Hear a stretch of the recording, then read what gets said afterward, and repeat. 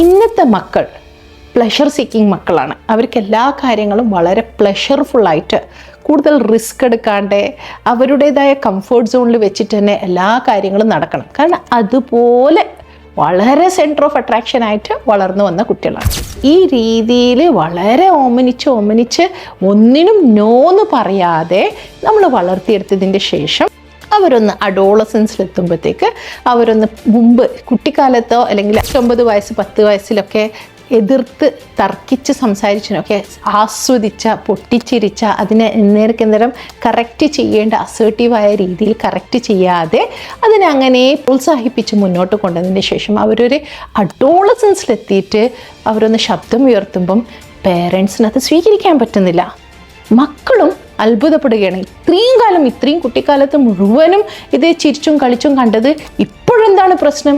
അപ്പോൾ തമ്മിലുള്ള തർക്കങ്ങളും തമ്മിലുള്ള എതിർപ്പും കൂടുകയാണ്. നിങ്ങൾ ശ്രദ്ധിക്കുക, അഡോളസൻസ് എന്ന് പറയുന്ന ഒരു ഏജ് ഉണ്ടല്ലോ, വളരെ ക്രൂഷ്യലായ ഏജാണ്.